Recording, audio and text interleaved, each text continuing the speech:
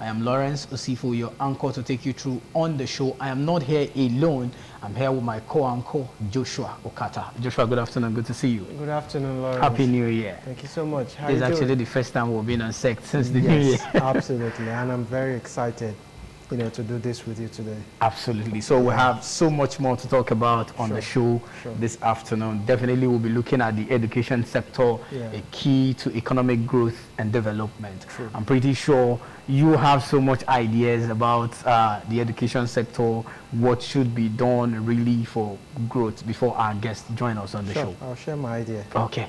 All right. Before our guests join us, let me walk you through what education really is or what it is not, what people think is education.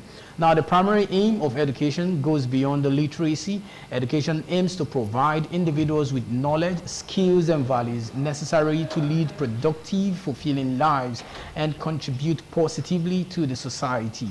Therefore, the need for education cannot be overemphasized. It is imperative that education should be open to everyone at all bases, regardless of their gender, social class, ethnicity, and race. A society's level of development is determined by its educational level. Education focuses on holistic development by nurturing critical thinking, problem solving, and creativity. It also should promote the development of social, emotional, and ethical capacities, enabling individuals to be responsible citizens who can contribute positively to the society. It is erroneous to think that only those who went to school, that is, acquired formal education, are educated. The educated person is one whose eyes can be opened to rational ways of solving his or her own problem. There are different reasons why people get educated. To some, they acquire knowledge, and to others, to impart knowledge. Nigeria is the most populous country in Africa with over 200,000 inhabitants, which faces enormous challenges in its education sector. Education in Nigeria is based on a 6-3-3-4 system, which involves 3 levels of educational processes at the primary school level, the secondary school level, and the tertiary school level. The nursery education comes before the primary school level, but unfortunately, a lot of families cannot afford it. Basic education, also known as primary schools, include 6 years of primary education and 3 years of junior secondary education. Meanwhile, secondary education covers 3 years of senior secondary education for the secondary student and 3 years for junior secondary for junior secondary student, while the tertiary education includes post-secondary schools such as colleges of education, monotechnics, polytechnics, and universities, where students can earn a bachelor's, master's, or doctorate PhD degrees. A senior secondary school SSS student requires 5 credits of the subject they entered for the senior secondary school certificate examination SSC to be able to get into the tertiary institution. A country without education cannot be imagined. Education is essential for the growth and development of any nation, and Nigeria is no exception. However, the state of education in Nigeria has been a major concern for decades. Nigeria, as a third world country, despite being the most populous country in Africa and having the largest economy, Nigeria has one of the lowest literacy rates in the world, with over 59% of the adult population able to read and write. The educational sector in Nigeria has been fraught with numerous challenges, ranging from inadequate funding and infrastructure, low quality teaching, insufficient teachers training, non-implementation of policies, corruption, and the widening educational gap between urban and rural areas. These challenges have causes past and present effect in the country. Poor funding is a major cause of inadequate infrastructure and also insufficient teacher training, low quality education, and they are linked by corruption and poor financing accountability. The only reason why funds will not be released is as a result of unavailability of finance. Also, the non-implementation of the policies is as a result of government not taking good measures in the educational sector of the country. The effect of those challenges has brought more damages to Nigeria's educational sector.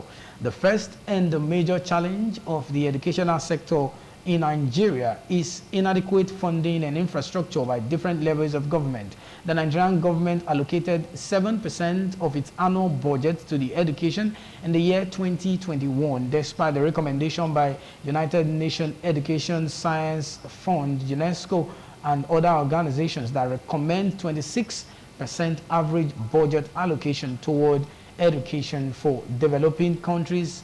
Inadequate funding and infrastructure have had a significant impact on Nigeria's educational system, affecting access, quality, and equity of education. So Joshua, you heard that, and those are some of the structures, figure. I just had to pull that out so that we have a base of what we'll be talking about when our guest joins us after the break. What's your take on this? To be honest, Lawrence, your analog has given us a comprehensive understanding of where our educational system collapsed, and where we are today. Absolutely. And of course, if nothing is done about what we have currently, it's only very, very safe for us to conclude that the future of education in Nigeria is under threat, would completely be evaporated. Wow. We hope we don't get to that stage. Because looking at what you said, we have one of the lowest, rate of funding, literacy and also funding world as well. Yeah. And this is attributed to the fact that we have been bedeviled with poor leadership. Absolutely. Now, when free education comes to mind, when basic education comes to mind, what really gives us something close to what someone has actually done is the legacy education that the late Obafemi Awolowo had. I don't think at a national level, because what he did was Western Nigeria. He introduced basic education program in Western Nigeria, where every individual had access to education. So no one at that time was completely left behind. Absolutely. So you had no reason why you wouldn't go to school. No, true. But we have never had any leader at federal level. State-wise, you have one or two leaders who have done exceedingly well in their state as governors, without mentioning names. Absolutely. Seeing the level where they met education and where it is today, currently. You know they've really invested so much attention, resources, in the state, and otherwise in the state. Yeah. But at federal level, we have never seen anything close to that. Absolutely. In fact, we have seen a situation where the crops of leaders we have had in the last 24 years of democracy are leaders with the mindset of capitalism as opposed to socialism. And what do I mean? The capitalism mindset is, what do we stand to gain? Absolutely. So if we put in 100 naira, what are we getting out of it? More like a business So it has always been a business venture. The mindset is, what is the ROI? What is the return on investment? So we're not doing this because we love education. We're doing it because we want to use it as a means to make money, as a means to generate funds. So it's a business. Rather than a social welfare program where the main goal as a leader should be no student or individual or child should be left behind. Everyone should go to school. Educated. And what is the reason of going to school? Everybody should be armed with knowledge.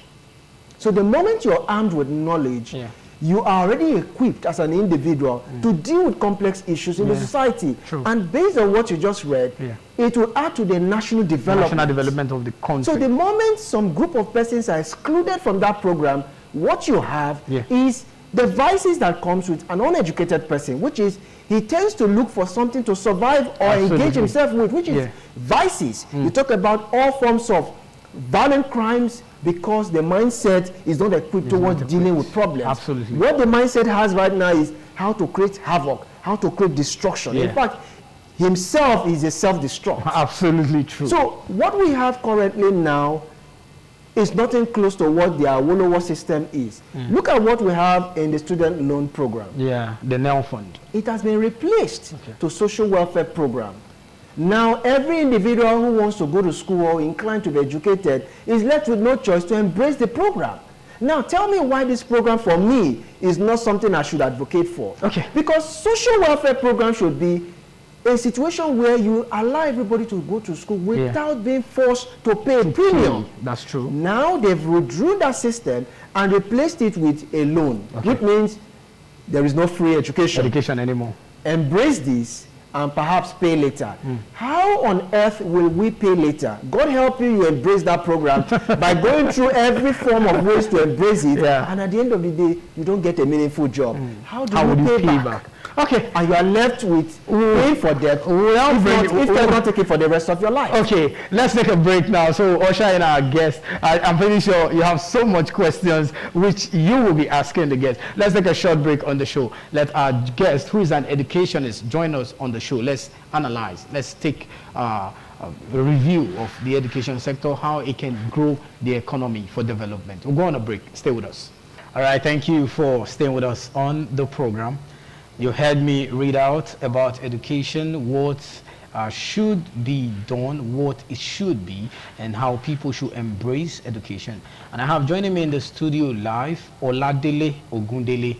Oladele Ogundele is an educationist, someone who is into teaching and also impacting knowledge into people both at various levels. So he will be joining us on the show. I am my co-anchor for us to take a look at education, the educational sector, a key to economic growth and development. Good afternoon, Oladele, and good to have you. Good afternoon. Happy 2025. I wish you the same. Welcome. It's my pleasure to be here. Good afternoon, viewers. Okay. Good afternoon, sir. Okay. You heard me read out the script on the education, how it's been for Nigeria as a nation, a developing, emerging economy, and Nigeria not being able to allocate what it ought to, according to UNESCO. UNESCO says 26% of your budget. Yeah. But since 2021, or the one that drew our leg out was the one for 2021, that we allocated just 7%.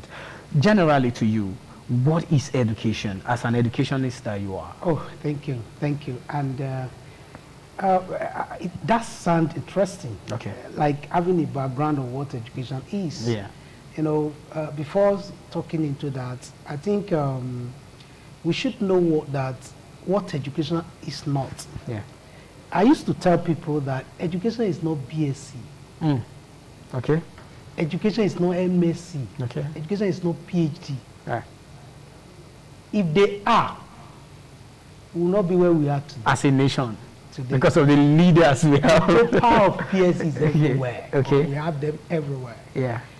And MSc. Now, education has to do with the development of the human being. Okay.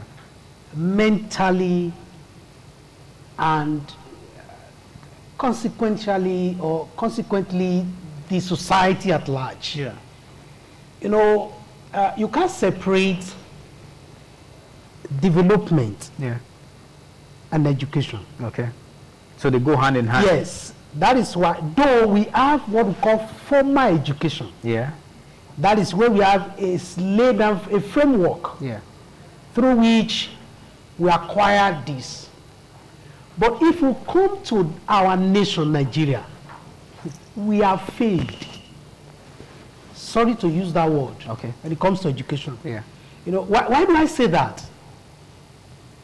In your intro, you talked about Nigeria not meeting up with the UNESCO benchmark. Yeah. This has been for years, even right from Jonathan. We trace them every year. I think ASU released a press recently and was talking about that we go nowhere with 7% of what is allocated for 2025. Yeah. We go nowhere, and that is the truth. Now, if you look at it,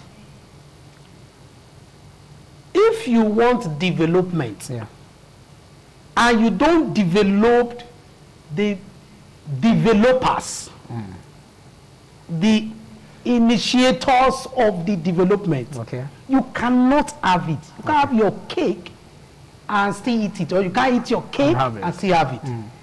Now, I heard in the intro, the other man was talking about... my co-uncle. Yeah, your was talking about capitalism and socialism.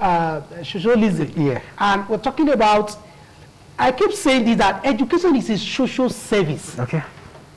About education and healthcare, that's social service. Okay.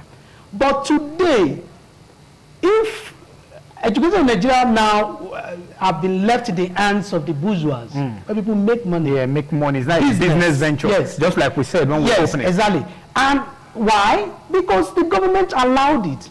The government gave room for it. Yeah. Why do the government allow such? Because the government wants to make money at all costs. At the detriment of the citizens. Yes. Okay. That is why. Okay. If you go to around town, the best schools, the best universities where you have technologies, where you have things that can really enhance the learning activities, they are in private schools. Okay. Very clear. And some of these private schools are owned by government officials.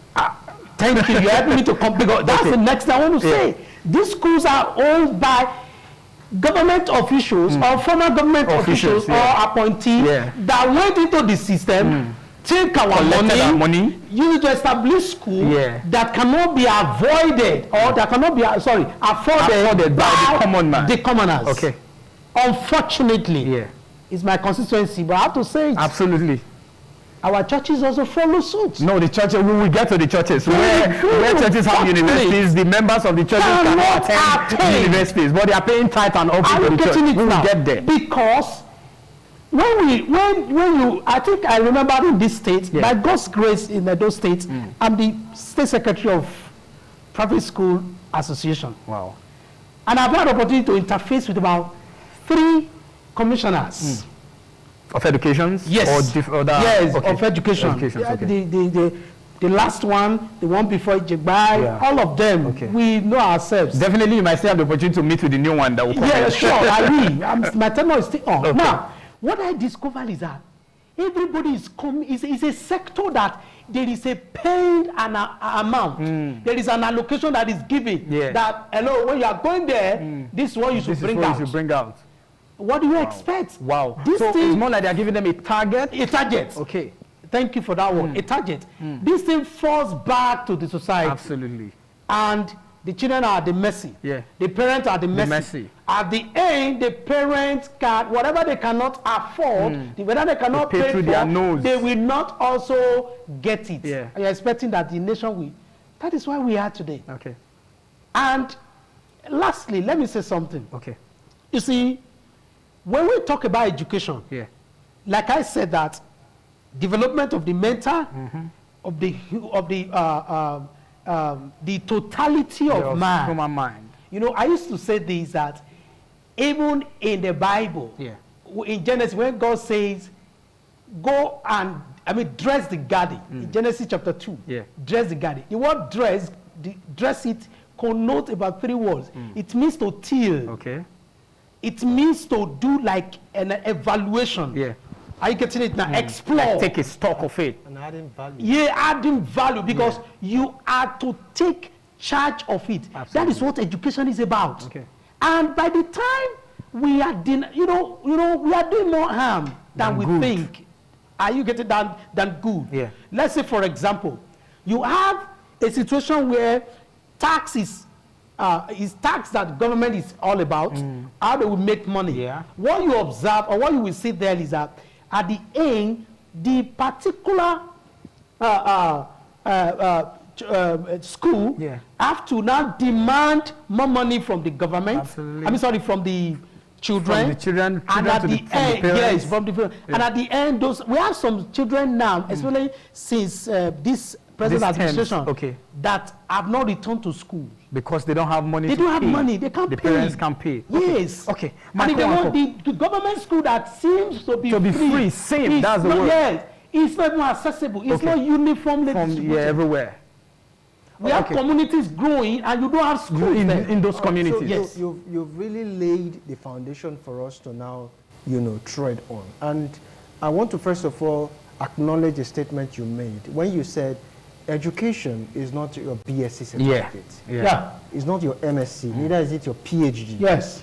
It is basically the development of the human mind. Yes, exactly. And now, it now boils down to the real essence.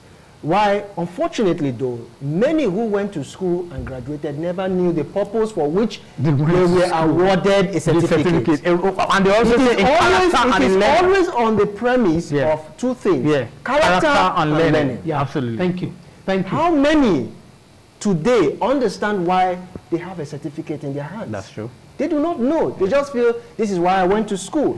Now, how do we start taking it back to that very point where an orientation or reorientation of the mind as to why you are going to school? Secondly, as to why you have a certificate. That's my first question. Thank you. First, we must go back to I won't say because we have good policies. Exactly, we have good policies, but it's like we are not implementing them properly. Having the will. But let me say this, that we must overhaul our curriculum. Okay. We must. Yeah. You know, go and check any developed nation. Yeah. The center point of curriculum is the goal. There are four components of curriculum. Okay. The goals, what we call the objective. Yeah. The methodology. Yeah. The content. Yeah.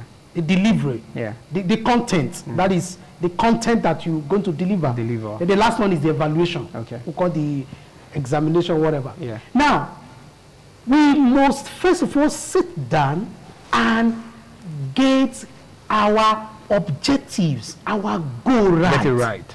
Okay. At what level? At all level, sir. Yeah. Majorly. Okay. Why do we? Your question is why were you awarded your certificate? The certificate. Now, if I'm going to school and I know that, I'm going to school in this society in Nigeria now. Yeah. Maybe there is a need, or we have our issues in China. You will see that if this thing is to be made, or when something to be made, to be created, to be produced, to be manufactured, to be invented. Now, what they do is they see it is a vacuum. It's now they will inculcate it into the curriculum, such that as you are going, you will be having knowledge, gaining skills. While you are passing through the normal educational system. To solve that problem. Okay. Now, people get certificates and wants to get, the next thing is to get a job. Yeah. A well-paying job for that matter. They will indicate the companies they want to work. Yes, of course. Now, but we have that has made us have more of what we call it now, more of graduates out there than that are not employed. That are employable, not employed. Some are employed. Some are not employable. Yeah. We have them more than the available jobs. Yeah. Now, if you have this curriculum and you have orientation, our mindset that could be put, that our policies is such that we gear the politics towards solving the societal problems that we have. And please, I have to cut you here for a short pause. All right, thank you for staying with us on the program. We're still analyzing, taking a stock of the education sector in Nigeria, a key to economic growth and development. And my guest is still seated in the studio with us, the anchors of the program, Oladele Ogundele, who is an educationist who has been giving us insight to what education is and what education is not. So you were actually you were saying something before we went on that break. But let me add one more question. Let me embed it to that first question my co-anchor asked you. Now, should education basically be after the paper in itself, like the paper that is awarded, the certificate per se, a bachelor's degree, master's degree, PhD, or whether from the Polytechnic, OND, HND, or it's about what one can really do? Because there are some persons, they didn't go to the four walls of the university or any tertiary institution, but what they can do with their hand seems to speak for them. So what is your take on that?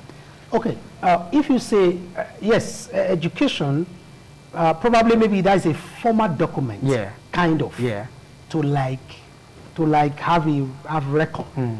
But employment and the work space should not be based on that. Okay. It should be based on content of your capability. All right. Probably your what you can add up to the society, to the organization. Okay. And maybe the organization itself, their internal policy or what they can do. Yeah. That is one. Then two, you see, when it comes to, I think in developed world, I was shocked that one of my brother-in-laws traveled to Germany and he started working in a place and receiving salary that I don't think I can. You get my point? Workers here can't even get there. This guy is what do they call these people that do the Panabits vehicles? Automobile. The automobile. Yeah. He didn't. I think he managed to finish secondary school. Presently, he's living where them in Germany. Yes. Yeah. Okay. So now, what am I trying to say? It should not be based on paper. Okay. Though paper could be given for, like I say, for formality, for the formalities to show that you really pass through the system. Record, yes. For as a record purpose. Like in Nigeria, especially in Nigeria, where our day-to-day activities in classroom is devoid of practical skills acquisition, is devoid of it. Nothing. Doesn't happen. It does not. So it's only the theoretical practical problem we do. If you can dump paper, if you can even pay, you have. You can even have your way. Yes, you get the paper and it's gone. And that's why sometimes when our people travel out of the country, they have to like restart again or probably find it difficult to adjust. Catch up or so to adjust. Really, there should not be something. It should not be something that is majorly on paper. Okay. So at what point do you think formulations of policy by the government can come in to correct this anomaly such that much emphasis would be placed on what the mind has acquired to offer society as against carrying of mere papers in the name of I have a certificate. I'm a graduate. I have a certificate. At what point do you think government can come in to put up a policy that will make us go on a mind shift so that the labor market will be more concerned of what you are coming to offer, what you have upstairs, as against carrying certificates around? Because imagine, quite unfortunate though, someone who said he went to school, wrote a budget, but could not read the budget he wrote as a governor. Yeah. Yeah. So what would you say about such kind of education? Yeah. And there are millions of Nigerians who are roaming the street with certificate but cannot write a proper essay.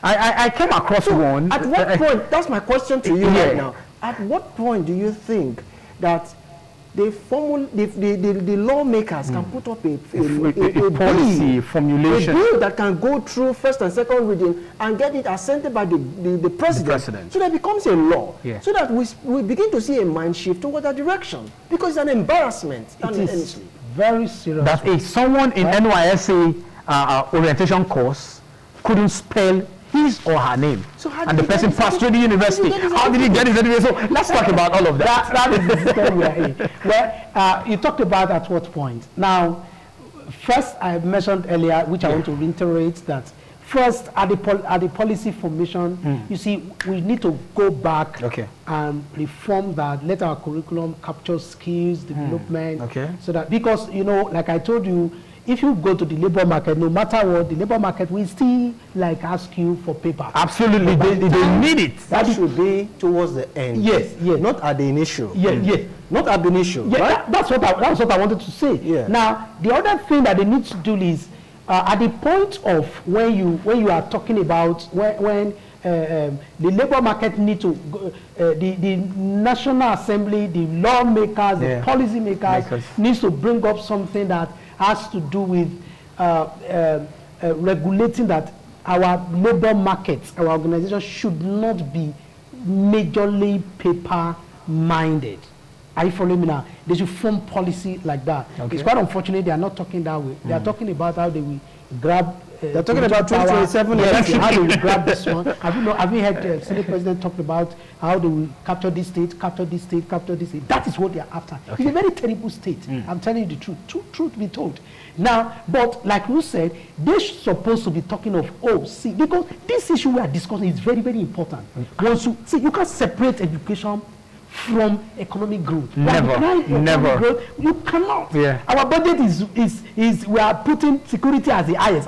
Now, somebody once said that is it possible that with the state of education right now, we just saw on social media a few days back when a certain minister of the FCT, without mentioning names, was celebrating his son who have graduated from in a foreign university. Prestigious university. Yeah. Yes.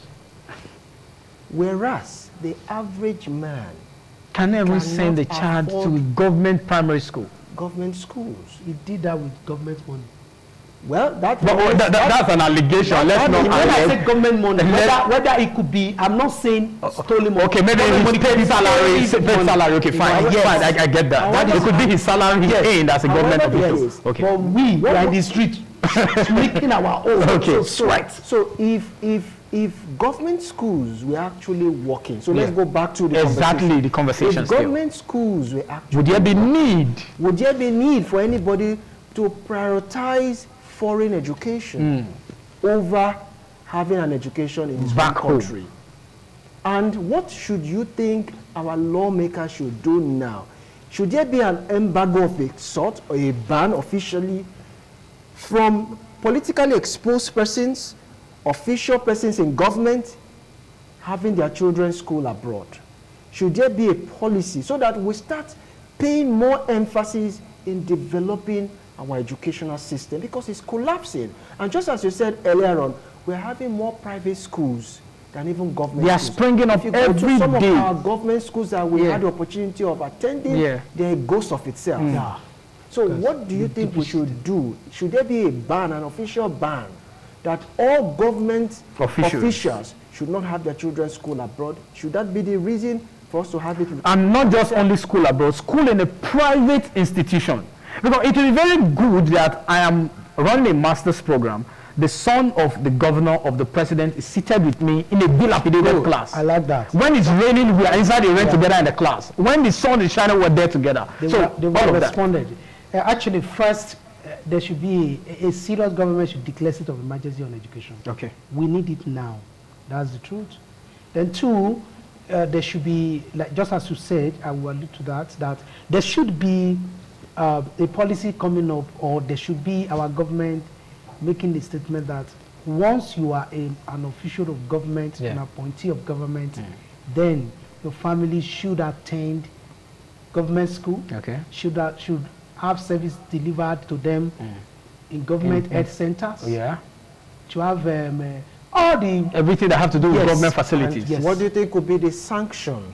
Yes, then probably a jailable offense, or what exactly could be the sanction if anyone is found wanting? Who defaults? Who defaults? There should be sanction. Okay. There should be sanction. Something like it's before now, before you come into power. Something like you take an oath of office. Something that. But we are not bounded by the oath we take in this part of the world. Yeah, that's why there should be, like what he said. That's why there should not be consequence. Okay. When people are punished for what they do, either you have your salary seized because they are there for the money. That's the truth. Once that thing is, let's not say all of them. Some of them could be there for the money. Let's not generalize. Most of them, 80 to 85% of them, are just there about what they care. We should not generalize. Yes, but something like, okay, if you know that you cannot have your children in this government school, in public schools, you can't have your family members have your brothers, your sisters, from, public health service providers. Then you have your salary seized. Okay, something like that will be very good. You will see all of them. Oh, that you will not see that someone will go to this school, go and fix it. Yeah, I get it now.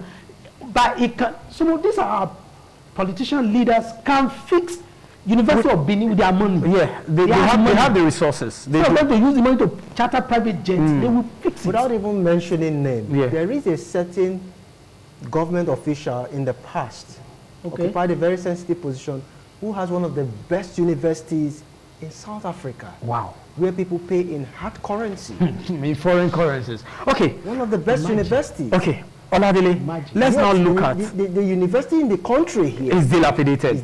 Let's now look at one part which I will try and put together as we begin to wrap up. Now, we have so many churches. Nigeria seems to be like a hub of religion, where you have different churches and different, you know. These churches have tertiary institutions, secondary schools. But the one that touches me the most is that members of those churches that attend the church, that pay their tithes, that give their offerings to build the school, those children cannot attend those institutions. They can't even smell it because their parents does not have the resources. That's on one hand, what can be done. Then two, the method, the mode at which we do this teaching and learning. How should it be like? I'm pretty sure you've come across the video of the little boy, 3-year-old boy, and the woman Wednesday, the teacher that was spanking. So let's look at the method, the mode at which this teaching and learning should really be done, and also putting it together with the schools that are owned by churches, members of the church themselves. They can't even pay the school fees. I find it very, very disturbing at heart when I see or when I hear this. Yeah. That because I don't know why. If I can't join it together. I will tell you why I can't join it together. I cannot say one, like we said, when this vision of building a school by a church or ministry will be bettered, it will be bettered on for the people. Yeah. I was in a church a long time ago when the vision of an institution was bettered. And I knew then how they were like, but one, two, why said I can't join it together? Okay. Now, by the time this school grow up, by the time this school are established, you may have, because it's supposed to be probably to provide succor for our people that don't have enough to now help knowing the value, the importance of education, even in spiritual development. Okay. Yeah, that's true. I'm following that. Know the effect. Absolutely. Man is a tripartite. Yeah. And man developed spiritually, morally, and physically. Okay. And when it comes to mind, what you are talking about, the mind now, it has to do with education. So if a church or a ministry say, because I want to provide support, my people can't afford BB school, now let us come together. That would be a great idea. Unfortunately, that's the when these schools are established, people can attend. So it speaks of the fact that it is actually a capitalist mindset. What we're going to make. So what are they using it for? So there is no difference between the clergyman who is using his church as a front to build school and the man on the street who is also going into it as a exactly business. As a business. There's no difference. Is there any difference? That one is even worse. Okay. Really? Yes, the clergy is worse. So what can the government do to regulate? What can the government do now? Because we're looking at the problems. Yeah, and also finding the solution. Now, coming to what, so what can the government do to regulate that space? First, government even are part of the cost of those of the problem because they are not responsible. Okay, that's why. But we must tell them what, because after God is government. Absolutely. We must tell them what they should do. One, there should be like a school is starting. How did you get the fund? Exactly. How did you get the funds? Yes. If, of course. How did you get the fund? How were you given a license? Because to build school now, standard school, I'm telling you spend like 250 million. A standard school? Yes. Is it a secondary school you're talking about? I'm talking about the build from, I'm not talking about small school, I'm talking about to build from KG to secondary school. Yeah, like the standard. Only the building alone, you have to have structures. I know a school that I was, when they went on to do the approval, the woman spent close to 170 million to build that school. Now, what I'm saying is that what's the source of the fund? Okay. If the source of the fund is traced to the offering or donations from the church, then there should be, what will be your charges? Regulations should come in. Okay. Regulations should come in. That's so there should be some level of subsidy. Yes, subsidy in that particular. For whosoever that will come to this school, whether it's a member of the church or not. Whosoever, because we know that. Let me tell you, church ministry is under CAC, is under NGO. Yeah. They don't pay tax. Yeah, it's service to humanity. I'm talking about ministry. Yeah. Because it's a non-profit. Yes, non-profit. It's a non-profit organization. But you gain to establish a business. But you pay profit, you pay tax from that from the school. Yeah. But there should be a regulation that if this school is to run, then let there be subsidy. Let me use that word. Okay. Let there be subsidy. There be a particular percentage that whosoever, and for whosoever. Okay. That is the help. All right. So it becomes a missionary school, or what do we call it? So social support. So making up laws is one thing. Implementing is another thing. It's another thing. Yeah. So how can we strengthen the implementation so that nobody takes the law into his hands and begin to do anything he wants? They should not allow cutting corners. Okay. It's not allow cutting corners. There should be no cutting of corners. There should not be bribing. There should not be there should not be double standard. Okay. Giving this one to block this one so that there shouldn't be anything like that. Okay. See, in fact, let me tell you, I didn't see it in my Bible. School should not be part of what churches. It's not. If it is it should be. There should be. You should say that again. Yes. School. Say that again. If a clergy or a church want to start up a school, it should be a different business. It should entirely. Okay. It should not be brought to the circle of the church or religion. It should be separate. Okay. As we begin to wrap up, we have less than 5 minutes. Methodology of teaching. Like I pointed a picture of the little 3-year-old child, 45-year-old teacher, because the child couldn't. Not like the child was not responding to what was asked to write. Even if the child was. Even he was not responding. They said we have slow learners and fast learners. I saw no, there's no dull child. I was taught that there's nothing like a dull child. Yeah. It's either the child is a slow learner or is a fast learner. So in terms of methodology, what can be done? Because it is the one that we see on the screen of the television that is the one we talk about. There are so many that happens on a daily basis that we don't see, that they don't report. So what should be the methodology? Because we're talking about educational sector, the key for economic growth and development. Is it therapy? What do we call it? Psychology. Yeah, there should be training. Yeah. Training. Because we see situation where somebody just finished service because there's no job. The first thing to just do is to teach before you get your dream job. There is no training. Yeah. There should be retraining. Okay. There's a name they call it. This is therapy or a psychological that affect your cognitive thinking and all that. Yes, reasoning. Okay. Because the point is that you see that video. Yeah. It was so disturbing. Very, very disturbing. But I saw another video where the police people came to investigate. Yeah, they've arrested the woman as at yesterday. Now, what we should do is one, these teachers should be trained and retrained. Okay. They should understand how to handle children. Yeah. Yes, that's very, very important. You should know that children, just as we said, some are slow learners, some are fast learners, some are even middle learners. They are just in between. So we just need to. Do you know that I have taught a child for years, and after like 3 years, it's as if the thing were kept somewhere. Wow. We're just picking up fast. Things I've taught at the, I don't say, oh, I learned something there. Okay. Don't give up. Just continue to teach the child. Yeah. Then two, government should introduce skills. Okay. To introduce critical thinking. It should be added to the curriculum. To the curriculum, not just all the theoretical. There should be acquisition of skills. Yeah. I know schools that gives that presently. I know a school in Benin, and I know schools in Benin that involve. Once you get to SS3, you have to pick an acquisition subjects. You have to pick like cosmetology. So talking about acquisition skills now, because the Nigerian space is somehow bastardized, where somebody who has a legal background is finding himself in the bank. Somebody who studied microbiology is working in the bank. Square peg in round holes and round peg in square holes. We got it wrong. We got that thing wrong in when you were seeking for admission. So people will be seeking for admission. They will go and give them another course of study. Okay. Then that's why we will overhaul our curriculum. Okay. Such that I have a child, I have a son in my house now. My own son, 10 years, 11 years. I'm already seeing him You know what you know what he wants to do. If this boy, the way I'm looking at it, is very creative. He started making, they want to make chair. And there are also areas. Me to now, and I turn him here. Yeah. When he hear, there are also areas where parents try to take pride of what their children studied. My son is a medical doctor.